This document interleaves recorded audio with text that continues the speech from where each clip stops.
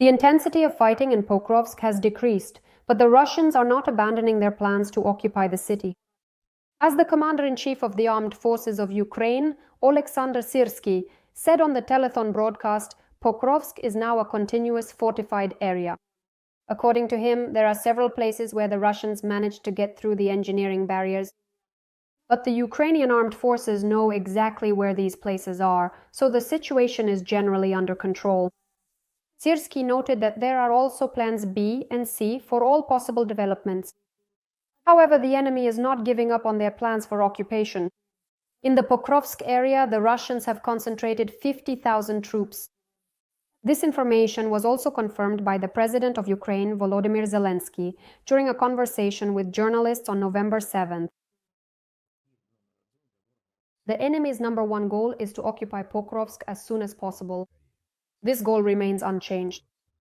According to our military, there are 314 Russians in the city itself, but the group stationed around the city is very large. In an interview with The Guardian, the head of state stated that the fiercest and most brutal fighting is currently taking place in the Donetsk region. But there, the occupiers have suffered heavy losses and have not achieved success. As military counterintelligence officer, SBU Colonel Roman Chervinsky told Kyiv 24 TV channel, although the Russian occupiers have still not managed to capture Pokrovsk, the enemy has cut off logistics. Therefore, the command must now decide whether to continue the defense with new forces or to withdraw units from the city. We see that Pokrovsk has nevertheless held out. But thanks to flanking attacks and flanking maneuvers, the enemy has still achieved its goal. They have cut off logistics. In fact, our unit is now almost in operational encirclement. At the same time, analysts from the Institute for the Study of War report that the pace of the Russian offensive in and around Pokrovsk has temporarily slowed down. According to the report, there is currently no evidence that Russian forces have launched additional offensives in the Pokrovsk direction as of November 9th. A military intelligence source reported that Russian forces are present in most areas of Pokrovsk but are unable to encircle the city. At the same time, the enemy continues to block the logistical support of the Ukrainian armed forces in Myrnohrad. As of 8 a.m. on November 10th, according to data from the General Staff of the Armed Forces of Ukraine, Ukrainian defenders have repelled 97 enemy attacks in the Pokrovsk direction. In the Kostiantynivka direction, the enemy carried out 29 attacks. In the Oleksandrivka direction, the defense forces repelled 27 enemy assaults in the areas of the settlements of Yalta, Ivanivka, Zelenaya Rosha, Oleksandrograd, Novoselivka, Sekneve, Aristopol, Stepne, Rybne, Zlahoda, Verbove, and towards the settlement of Andriivka, Klevtsova. The other directions remain less tense. Over the past day, the losses of the Russian occupation forces amounted to 1,090 personnel. Ukraine's defense forces also neutralized 7 tanks, 7 armored combat vehicles, 9 artillery systems, and 57 UAVs.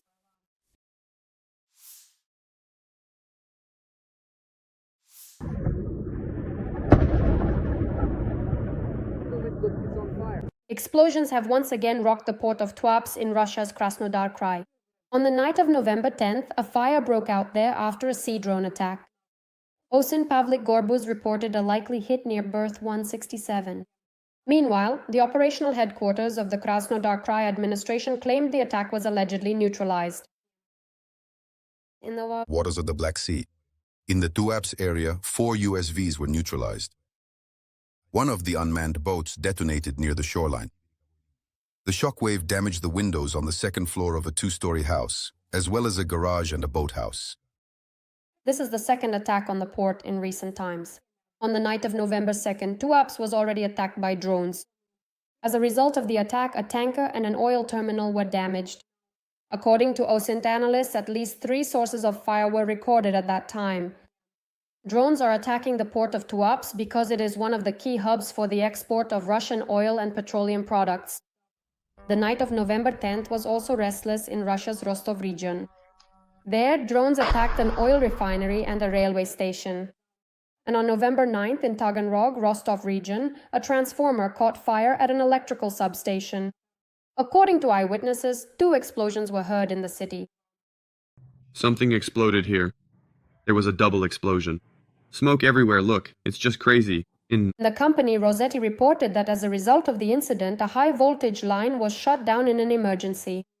In several districts of the city, the power supply was cut off, as reported by Taganrog residents in local Telegram channels. When will the power be back? No one warned us anywhere that there would be a shutdown. They say the whole city is without power. At the very least, there's no power on Svobody Street and on Turgenevsky. Attacks on Russia's energy facilities are becoming more and more frequent. For example, on the night of November 9th, the Voronezh CHPP-1 in the Russian city of Voronezh was attacked. Over there. There was a big flash. 4 strikes, I think. No, well, I heard 3 strikes, actually. I could be wrong, but that's what I heard. Voronezh CHPP-1 is an important supplier of thermal energy for residential buildings and major enterprises in the city. The station supplies thermal energy to 4 districts of Voronezh, Levoberezhny, Zheleznodorozhny, Leninsky, and Centralny, as well as to more than 1,000 enterprises, including the largest plant in Voronezh, Voronezh Syntes Kauchuk. Recently, there have been significant electricity problems in the Russian city of Belgorod. On the evening of November 8th, the governor of Belgorod Oblast, Vyacheslav Gladkov, reported that more than 20,000 people were left without power in Belgorod and the region as a result of the attack. The Luch CHP plant was attacked there, which supplies electricity both to Belgorod and the surrounding area. On the morning of November 9th, the situation remained unchanged. As Gladkov reported, the missile strike caused serious damage to the system, to both the power supply and heating supply.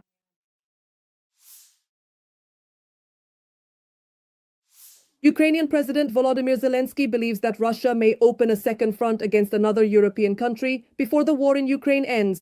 The Ukrainian leader stated this in an interview with The Guardian. Zelenskyy noted that the Kremlin is waging a hybrid war against Europe and is testing NATO's red lines. I believe that. That's what I think. Putin can do this. We need to forget about the general European skepticism that Putin first wants to occupy Ukraine and only then might go somewhere else. He can do both things at the same time.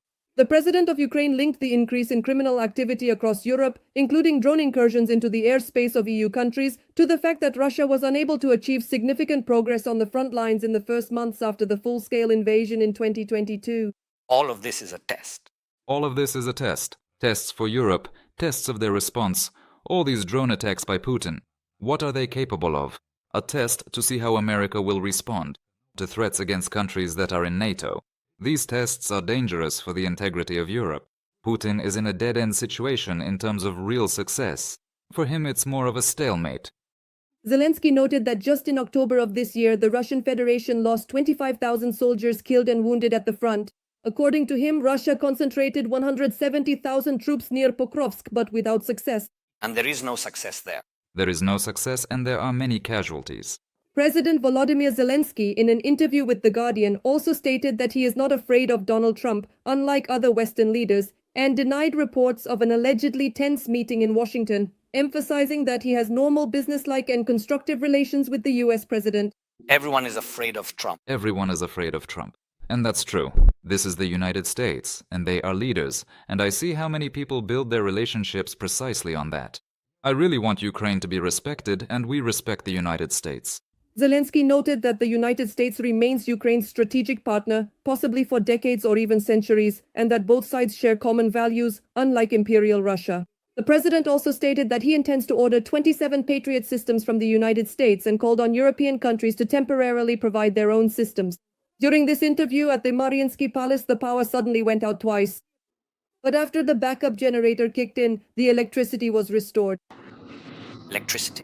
See, even in the presidential palace. The president of Ukraine expressed the opinion that the Russian dictator Vladimir Putin is ordering strikes on Ukraine's energy infrastructure, resulting in civilian casualties and leaving people without electricity and water because he cannot break the country's society in any other way. To create tension. He cannot create tension in our society by any other means.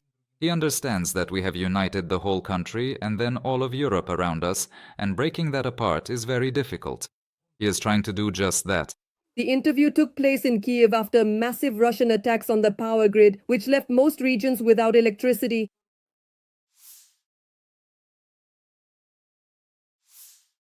Former Commander-in-Chief of the Armed Forces of Ukraine and now Ukraine's ambassador to the United Kingdom, Zaluzhnyy, stated that Ukraine will not agree to a capitulation disguised as peace agreements. He wrote about this in an article for the New York Post. As Zaluzhnyy said, Ukraine seeks peace, but a just end to the war would be the restoration of the country's territorial integrity. Punishing Russia for the war crimes committed in Ukraine and obtaining guarantees that no aggressor will ever again threaten Europe from Moscow. Anything less would be a betrayal not only of Ukrainians, but also of the principles that ensure the security and freedom of the free world. According to Zaluzhnyy, Ukraine will continue to fight on the front lines as well as in the political and diplomatic arenas to ensure justice and security. Our strength lies not only in our soldiers, but also in the clarity of our goal. Peace through victory, not illusion. Earlier, Zaluzhnyy stated that the war unleashed by Russia could very soon spread to other territories. The former commander-in-chief believes that the ideas and theories on which the concept of world order was based collapsed after the start of the full-scale invasion of Ukraine by the Russian Federation. President Volodymyr Zelenskyy stated in an interview with The Guardian that the Russian Federation could open a second front against another European country before the war in Ukraine ends. That's what I believe. Putin could do that. We need to forget about the general European skepticism that Putin first wants to occupy Ukraine and only then might go somewhere else. He can do both things at the same time. Zelenskyy noted that the Kremlin is waging a hybrid war against Europe and is testing NATO's red lines. All of this is a test. All of this is a test. Tests for Europe, tests of their response. All these drone attacks by Putin, what are they capable of? It's a test to see how America will respond to threats against countries that are in NATO. These tests are dangerous for the integrity of Europe. The president of Ukraine linked the increase in criminal activity across Europe, including drone incursions into the airspace of EU countries, to the fact that Russia has failed to achieve significant progress on the front in Ukraine.